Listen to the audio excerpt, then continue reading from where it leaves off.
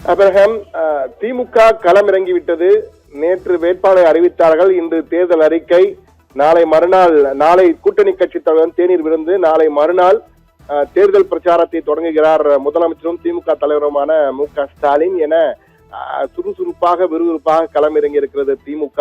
அனல் பறக்க தொடங்கி இருக்கிறது தேர்தல் களம் என்றுதான் கூற வேண்டும். கடந்த 3 தினங்களாக அடுத்தடுத்து அஇஅதிமுக, அதே போன்று நாம் தமிழர், அதே போன்று விஜயின் தாவேகா இன்று மாலை திமுக, நாளை மறுநாள் திமுக என அடுத்தடுத்து களம் சூடுபிடிக்க தொடங்கி இருக்கிறது.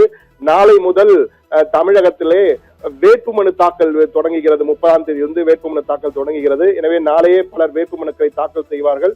இந்த சூழ்நிலைதான் இன்னும் சற்று நேரத்திலே திமுக தேர்தல் அறிக்கை என்பது ஒவ்வொரு தேர்தலும் மிகப்பெரிய எதிர்பார்ப்பை ஏற்படுத்தக்கூடியது. தமிழகமே எதிர்பார்க்கக்கூடிய ஒரு தலைப்பு செய்தி என முதலமைச்சரே தன்னுடைய ட்விட்டர் பக்கத்திலே, எக்ஸ் தள பக்கத்திலே ஒரு கருத்தினை பதிவு செய்திருந்தார். தமிழ்நாடு எதிர்பார்க்கும் தலைப்பு செய்திக்கு தயாரா ரெடியா என்ற வகையில் அவர் ஒரு ட்விட்டரை, எக்ஸ் பதிவினை போட்டிருந்தார்.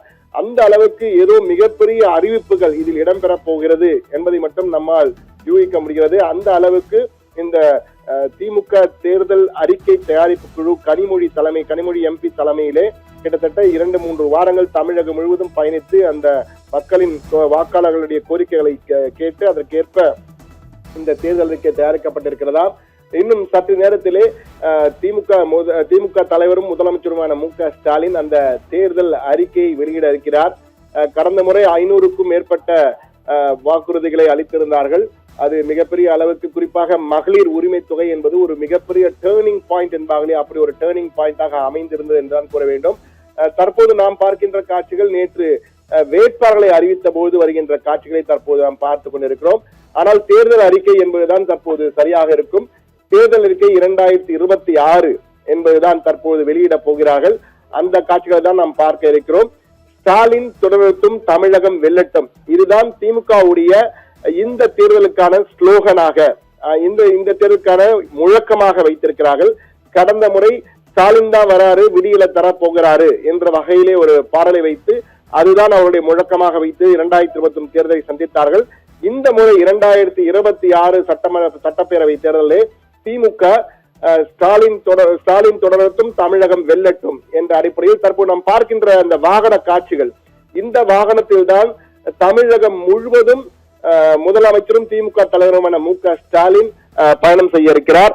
பிரச்சாரத்திற்கு தான் பயன்படுத்த ஸ்டாலின் தொடரட்டும், தமிழ்நாடு வெல்லட்டும், இதுதான் திமுகவினுடைய இந்த தேர்தலுக்கான முழக்கமாக இருக்கிறது. இந்த வாகனத்தில் தான் அந்த வாகனம் எக்ஸ்க்ளூசிவ் காட்சிகள் நமக்கு கிடைத்திருக்கின்றன. இந்த வாகனத்தில் தான் தமிழகம் முழுவதும் நாளை மறுநாள் முதல் தமிழக முதலமைச்சர், அதே போன்று திமுக தலைவரான மு.க.ஸ்டாலின் பயணம் செய்ய இருக்கிறார். தன்னுடைய பிறந்த சொந்த மண்ணான திருவாரூரிலிருந்து 31ஆம் தேதி செவ்வாய்க்கிழமை மாலை 5 மணிக்கு இந்த பிரச்சாரத்தை தொடங்குகிறார்.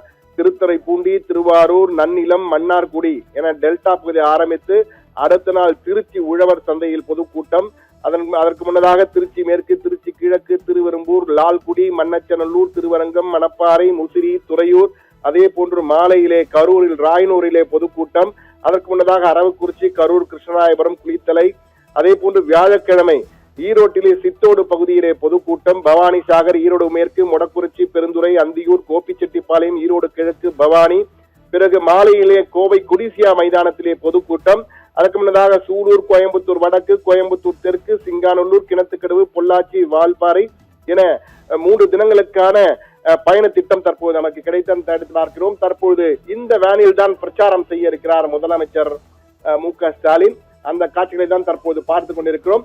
தேர்தல் அறிக்கை 2026 திமுகவின் தேர்தல் அறிக்கை கடந்த முறை கதாநாயகன் என்று வர்ணிக்கப்பட்டது. அதற்கு முன் தேர்தலிலும் கதாநாயகன் என்றால் வண்ண தொலைக்காட்சி பெட்டி என்ற அந்த தேர்தல் அறிக்கையிலே வந்த அறிவிப்பு என்பது தமிழகம் முழுவதும் மிகப்பெரிய மாற்றத்தை உருவாக்கியது. அதை போலவே கடந்த தேர்தலில் மகளிர் உரிமை தொகையாக 1000 ரூபாய் வழங்கப் போகிறோம் என்பது மிகப்பெரிய தாக்கத்தை ஏற்படுத்தி அது திமுகவுக்கு சாதகமாக மகளிர் வாக்குகளை எப்போதும் இல்லாத அளவுக்கு அள்ளி கொடுத்தது என்றே கூறலாம்.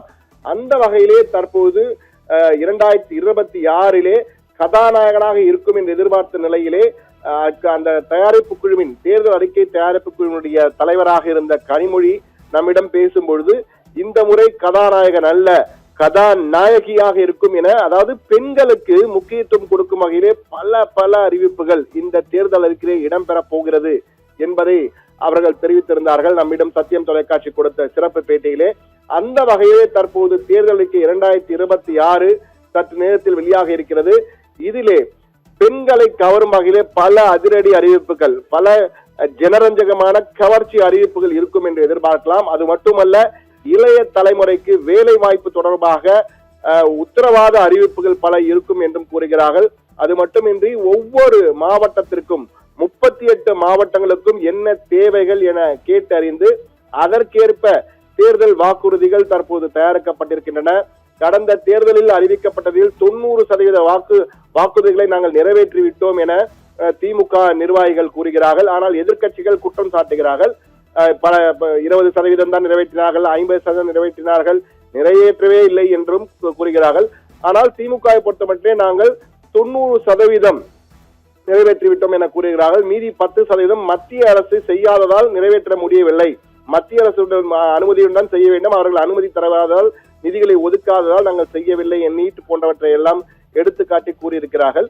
தற்போது நாளை மறுநாள் முதல் பிரச்சார வாகனத்திலே கிளம்ப தயாராகிவிட்டார் மு.க. ஸ்டாலின். இதற்கிடையே தமிழ்நாடு தலைப்புச் செய்திக்கு ரெடியா என ஸ்டாலின் போட்ட பதிவு தற்போது தீ போல பற்றி கொண்டிருக்கிறது என்றுதான் கூற வேண்டும். என்றால் எங்கு நோக்கிலும் தற்போது தேர்தல் அறிக்கை குறித்த எடுத்துக்காட்டுகள், என்ன சொல்ல போகிறார்கள் என்று குறித்த பேச்சுகள் தான் தற்போது ஊடகம் முழுவதுமே காணப்படுகிறது. என்றால் மிக முக்கியமான அந்த பதிவு, தமிழ்நாடு ரெடியா, தலைப்புச் செய்திக்கு ரெடியா என ஒரு கட்சியினுடைய தலைவர், தமிழ்நாட்டின் முதல்வர் அப்படி ஒரு பதிவு போட்டது என்பது மிகப்பெரிய எதிர்பார்ப்பை பன்மடங்கு அதிகரித்திருக்கு என்று கூற வேண்டும். என்ன சொல்ல போகிறார்கள்? ஏற்கனவே பல யூகங்கள் வந்து கொண்டிருக்கின்றன.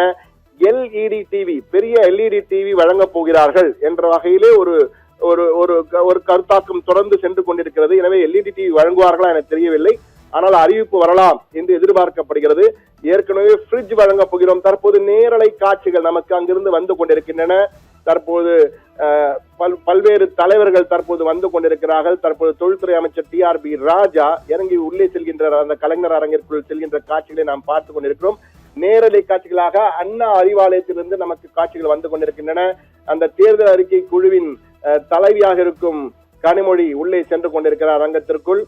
தற்போது இன்னும் சற்று நேரத்திலே முதலமைச்சர் சரியாக 6:15 மணிக்கு முதலமைச்சர் வருவார் என்று கூறியிருக்கிறார்கள்.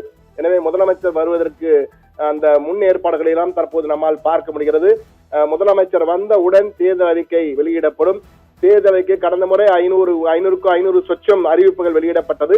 இந்த முறை எத்தனை வாக்குறுதிகள், 500 இருக்கும், 500க்கும் மேற்பட்ட வாக்குறுதிகளா, எவ்வளவு வாக்குறுதிகள் வெளியிடப் போகிறார் பார்க்க வேண்டும். அதில் ஒவ்வொரு துறையாக, மகளிர் நலன், அதே போன்று இளைஞர் நலன், முதியோர் நலன், பத்திரிகையாளர்கள் நலன், அரசு ஊழியர்கள், அதே போன்று ஒவ்வொரு துறையாக வெளியிடுவார்கள். இந்த முறை ஹைலைட்டாக இருக்கக்கூடிய அறிவிப்பு என்ன என்பதுதான் தற்போது பலரின் எதிர்பார்ப்பு.